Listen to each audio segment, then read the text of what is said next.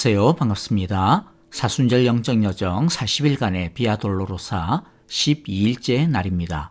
매일마다 우리 두 가지 잘 하고 계신 줄 믿습니다. 성경 통독 하셔서 말씀 일기 잘 기록하시고요. 오늘의 예배를 통하여서 오늘도 예수님과 함께 걷는 생명의 날이 되시기를 바라고 기도합니다. 함께 찬양 드릴 때 시선 찬양하겠습니다. 모든 시선을 주님께 드리고 살아계신 하나님을 느끼는 시간이 되기를 바랍니다. 믿음으로 고백하겠습니다. 내게로부터 눈을 들어 주를 보기 시작할 때 주의 일을 보겠네. 내 작은 마음 돌이키사 하늘에 꿈꾸게 하네. 주님을 볼 때 내게로부터 눈을 들어 주를 보기 시작할 때 주의 일을 보겠네. 내 작은 마음 돌이키사 하늘에 꿈꾸게 하네. 주님을 볼 때 모든 시선을 주님께 드리고 살아계신 하나님을 느낄 때 내 삶은 주의 역사가 되고 하나님이 일하기 시작하네.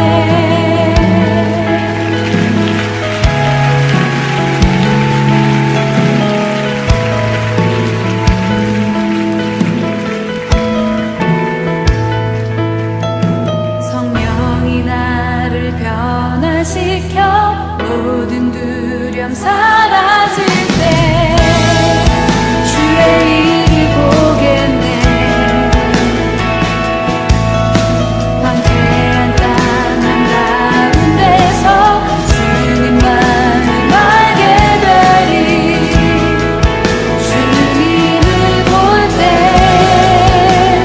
모든 시선을 주님께 드리고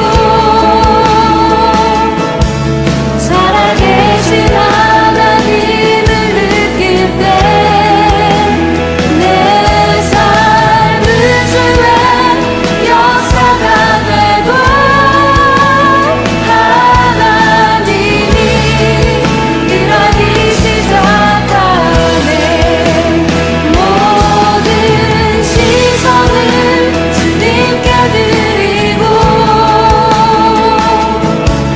살아계신 하나님을 느낄 때 내 삶은 주의 역사가 되고 하나님이 일하기 시작하네. 모든 시선을 주님께 드리고 전능하신 하나님을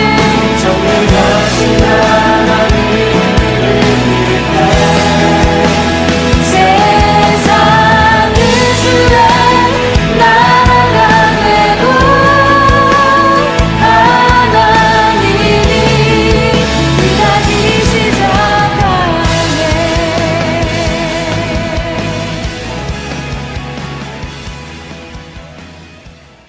이제 하나님의 말씀을 함께 읽습니다. 오늘의 말씀은 마태복음 20장 17절부터 34절입니다. 17절 제가 먼저 읽고요. 한 절씩 교독하겠습니다. 예수께서 예루살렘으로 올라가시면서 12 제자를 따로 곁에 불러 놓으시고 길에서 그들에게 말씀하셨다.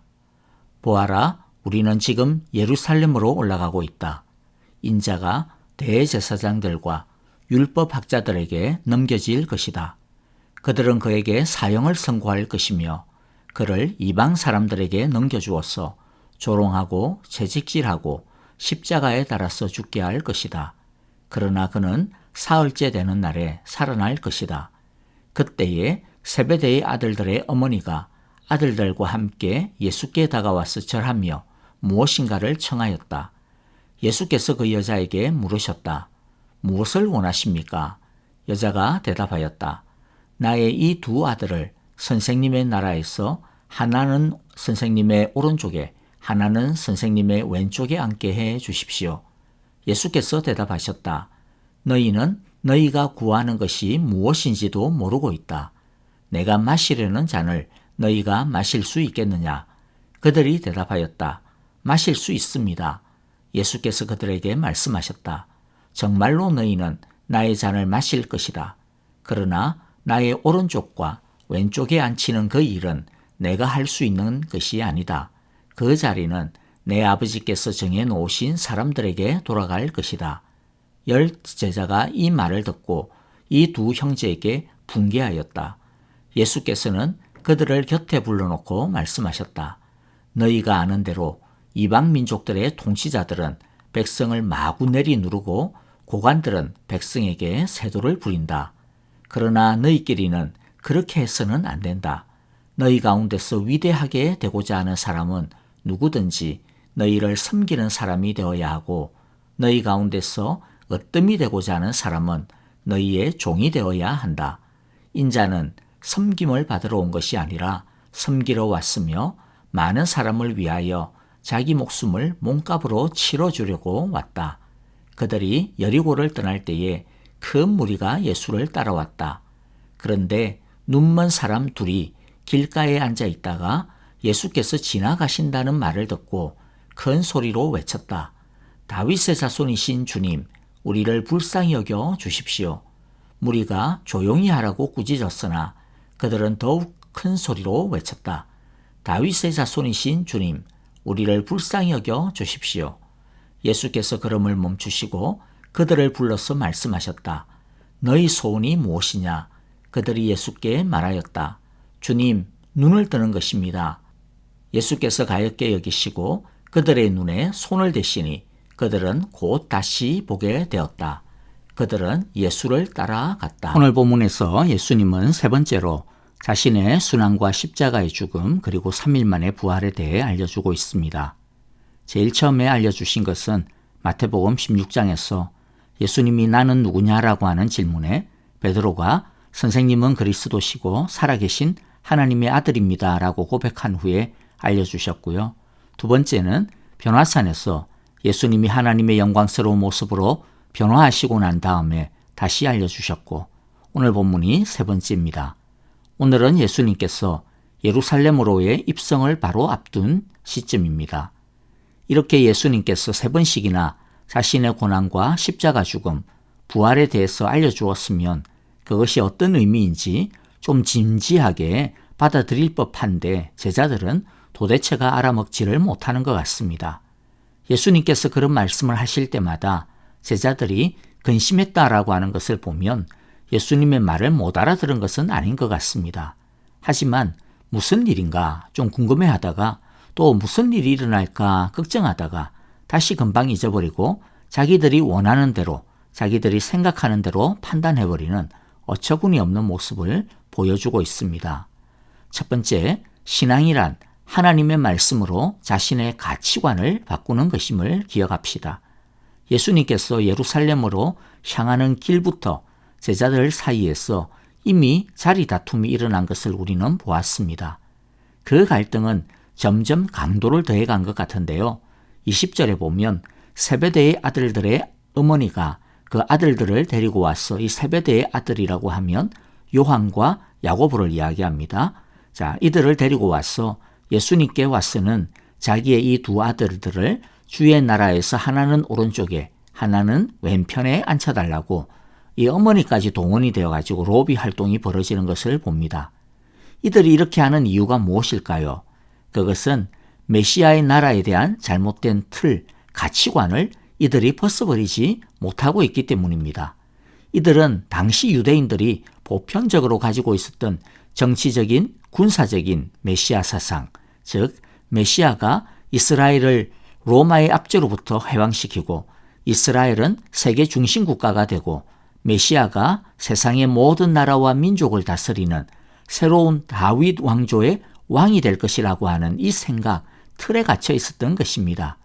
이들은 3년 동안이나 예수님과 함께 먹고 자고 하는 동고동락을 함께하는 제자훈련을 했지만, 그리고 최근 1년 가까이는 예수님으로부터 본격적으로 인자의 대속적인 죽음에 대해 계속 배웠지만은 예수님께서 말씀하시는 그때 한순간뿐이었지 자신들의 생각을 바꾸지를 않고 있었던 것입니다. 제자들의 이러한 답답한 모습이 비단 제자들의 모습만이겠습니까? 오늘날 우리에게도 동일하게 일어나는 문제들이 아닐까 싶습니다. 성경도 많이 읽고 기도도 많이 하고 심지어 하루에도 설교나 성경 강좌 같은 것들을 유튜브 같은 데서 몇 개씩이나 듣고 그렇게 하는데도 자신의 생각과 틀이 전혀 달라지지 아니하는, 아니 많이 알면 알수록 더 완고해지는 경우들이 심심찮게 보게 되어지죠. 왜 그럴까요? 그것은 자신이 듣고 싶은 것만 듣기 때문입니다. 자신의 귀가 필터가 되어버린 것이기 때문입니다. 그래서 어떤 일이 벌어집니까? 같은 말씀을 들어도 다 똑같이 이해하는 것이 아니게 되죠. 분명히 전한 사람은 A라고 하나를 전했는데 들은 사람들에게 물어보면 다 제각각 들었던 경우들이 의외로 많습니다. 왜냐하면 자신의 생각, 가치관, 틀을 거치면서 자신의 수준에서 자기가 듣고 싶은 것만 걸러서 들었기 때문입니다. 여러분, 신앙이 자란다, 성숙한다라고 하는 것은 다른 것이 아닙니다. 하나님의 말씀으로 자신의 생각과 가치관들, 그것을 얼마나 잘 바꾸고 잘 바라보느냐에 달려있는 것입니다. 이렇게 자신의 생각과 가치관이 말씀으로 변화되면 그때 삶이 변합니다. 인격이 변합니다. 그리고 인생이 달라지는 것입니다. 여러분, 첫 번째 주제를 기억합시다. 우리는 지금 하나님의 말씀을 있는 그대로 잘 듣고 받아들이고 있습니까? 아니면 무엇인가 여러 가지 자신들만의 필터들이 마음속에 있어서 걸러서 듣고 있습니까? 듣고 싶은 것만 듣고 보고 싶은 것만 보고 있습니까? 이 시간 우리의 생각의 틀과 가치관을 주의 말씀으로 날마다 새롭게 해달라고, 오늘도 새롭게 해달라고 기도하는 하루가 되기를 바랍니다. 둘째는 예수님의 제자는 예수님이 마시는 잔을 마시는 자입니다. 22절, 23절을 보면요. 예수께서 대답하셨다. 너희는 너희가 구하는 것이 무엇인지도 모르고 있다. 내가 마시려는 잔을 너희가 마실 수 있겠느냐? 그들이 대답하였다. 마실 수 있습니다. 예수께서 그들에게 말씀하셨다. 정말로 너희는 나의 잔을 마실 것이다. 우리도 우리가 구하는 것이 무엇인지 제대로 알지도 못하면서 이 제자들처럼 우리의 욕심을 따라, 우리의 두려움을 따라 구할 때가 많습니다. 그러나 진짜 우리가 구해야 하는 기도가 있다면 그것은 예수님의 제자로서 예수님처럼 사는 것, 예수님께서 마시는 잔을 마시는 것입니다. 그 잔은 섬김의 잔이요, 그 잔은 희생의 잔이요, 그 잔은 죽음의 잔입니다. 그런데 우리는 이 세상에서 이것보다는 오히려 더 잘 살기를 원하고, 더 떵떵거리며 살기를 원하고, 더 하고 싶은 대로 살기를 원하는 것, 그것을 위하여 기도할 때가 많이 있습니다. 그러나 예수님은 그것은 이방 사람들이나 구하는 것이고, 예수님의 제자들인 우리는 그것이 아니라 하나님의 나라와 하나님의 의, 통치를 구해야 할 것이라고 말씀하셨습니다. 하나님의 나라와 하나님의 통치, 하나님의 의를 구한다라는 것이 무엇일까요? 하나님께서 우리를 다스려 주셔서 우리가 어려움도 겪지 아니하고 술술 그냥 모든 게 풀리고 만사형통하게 되는 그런 것을 의미할까요? 아닙니다. 하나님께서 우리를 다스리시고 우리를 통치하신다라고 하는 것은 우리의 생각과 뜻과 계획과 마음과 감정, 우리의 모든 것을 하나님이 원하시는 대로 하나님께서 좌지우지 우리를 움직이시고 다스린다라고 하는 뜻입니다.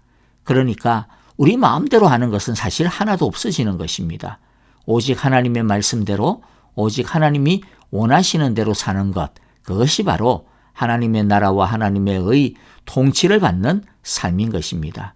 예수님께서 사신 삶이 바로 이런 삶이 아니었습니까? 예수님도 하나님이시지만은, 그러나 성부의 뜻에 자신의 모든 것을 일치시켰습니다. 그리고 하나님의 뜻을 이루는 것이 자신의 음식이라고 하셨습니다. 여러분, 그렇다고 해서 미리 겁먹을 필요는 없습니다. 고난의 잔, 희생의 잔이라고 해서 예수 믿는 사람만 이 세상을 어렵고 힘들게 사는 것이 아닌가라고 또 억울해할 필요도 없습니다. 여러분, 어차피 이 세상은 고난 아닙니까? 죽음 아닙니까? 안 그런 삶이 어디 있습니까? 오히려 썩어 없어질 것을 위해 고난당하고 죽는 그런 헛된 인생이 아니라 어차피 고통 많은 이 세상을 사는데 당하는 고난, 고통을 통해서 오히려 나중에 영원토록 살아남을 영광을 위하여 고생하고 희생한다면 무엇이 사실 더 남는 장사이겠습니까? 그리고 예수님의 마시는 잔을 마시는 것이 우리 힘으로는 참 사실 어렵고 힘든 일이지만은, 그러나 성령 안에서는 얼마든지 기쁜 일이 될 수 있음을 기억하기를 바랍니다. 왜냐하면 지금 예수님의 제자들의 모습이 어떻습니까? 우리가 보면 그렇죠, 엉뚱한 소리만 하고 계속 자기 욕심만 채우려고 하는 한심하기 그지없는 모습들입니다. 그런데 지금 이들이 예수님이 마시는 잔을 자기들도 마실 수 있노라고 큰 소리 떵떵 치지만은 우리는 잘 알지 않습니까? 이들이 지금 이때로부터 약 열흘 뒤에 겟세마네 동산에서 예수님이 체포당하시는 그때에 그 예수님을 뒤로하고 모두 뿔뿔이 도망칠 것이라고 하는 것을 우리 잘 압니다. 그런 못난 자들이 지금의 제자들입니다. 그런데 예수님은 그런 제자들을 보시면서 이렇게 말씀합니다. 정말로 너희는 나의 잔을 마실 것이다. 지금은 아니지만은 마시게 될 거라는 것이죠. 그리고 진짜 이들은 나중에 가룟 유다를 제외하고 모두가 다 한결같이 예수님처럼 순교의 잔을 마시는 자들이 되었습니다. 지금 우리의 모습이 현재 제자들의 모습처럼 불안하기 짝이 없고 불완전하기 짝이 없을 수 있습니다. 하지만 제자들이 그랬던 것처럼 성령 안에서 하나님의 말씀으로 변화되고 성숙해져 가고 성령 충만하면 예수님의 잔을 마시는 것이 얼마나 큰 기쁨이 되고 얼마나 즐거운 일이 되는 것인지를 우리 모두가 알게 되어지고 우리 모두도 바로 그 주님의 잔을 함께 마시는 자들이 되어지게 될 것입니다. 자, 이제 우리 세 번째는요. 우리는 그저 하나님이 주신 삶을 살 뿐이라고 하는 것을 명심해야 할 것입니다. 예수님은 누가 자신의 오른쪽에 앉고 누가 자신의 왼쪽에 앉을지 그것은 예수님 자신의 소관도 아니고 하나님께서 예비하시는 것이라고 합니다. 우리는 제자들처럼 무엇을 달라고 어떤 자리를 달라고 기도할 때가 많습니다. 그러나 우리가 기도해야 될 것은 무엇을 달라는 기도보다 어떻게 살 것인가라고 하는 기도를 더 많이 해야 합니다. 하나님께서 이미 나에게 맡기신 일, 이미 나에게 맡기신 자리, 이미 나에게 허락하신 그 위치에서 어떻게 하나님의 뜻을 이루며 하나님의 영광을 위하여 살아갈까요? 어떻게라고 하는 것을 기도해야 되는 것이 진짜 우리가 기도해야 할 것임을 기억해야 합니다. 우리가 진짜 기도해야 하는 것이 무엇이라고요? 무엇이라는 것보다 어떻게라고 하는 것임을 잊지 않기를 바랍니다. 말씀을 정리합니다. 오늘의 본문 전체를 다 다루지 못했는데요. 오늘 하나님께서 자신에게 주시는 음성을 우리 모두가 잘 들었기를 바랍니다. 여리고길에서 예수님을 만났던 소경 두 사람이 잠잠하라고 윽박지르는 무리들의 강압에도 불구하고 더 큰 소리로 예수님의 이름을 불렀습니다. 눈을 뜨게 해달라고 소리 질렀습니다. 그럴 때 예수님은 그들의 눈을 뜨게 해주셨습니다.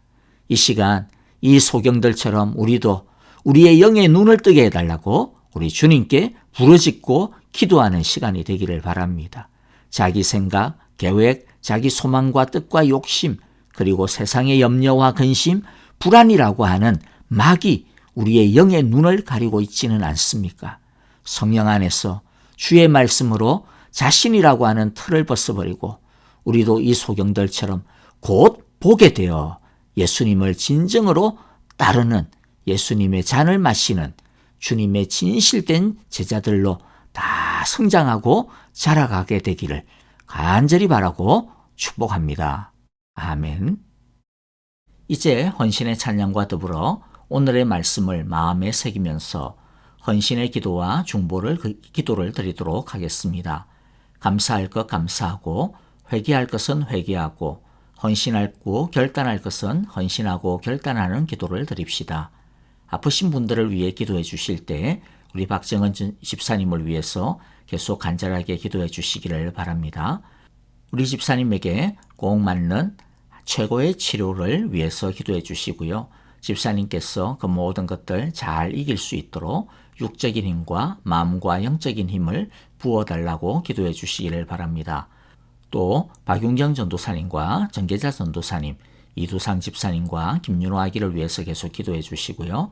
우리 함께 서로를 위하여 기도해 주실 때 특별히 코로나 바이러스가 완전히 종식될 때까지 우리 성도님들의 건강과 가정, 또 직장과 일터, 교회를 깨끗하고 안전하게 보호하여 주시고 지켜주소서라고 기도합시다. 여러분, 우리도 섬기러 오신 예수님을 본받아 우리 주변을 섬기는 오늘 하루가 되시기를 바라고 기도합니다. 안녕히 계십시오. 감사합니다. 사랑이 영원히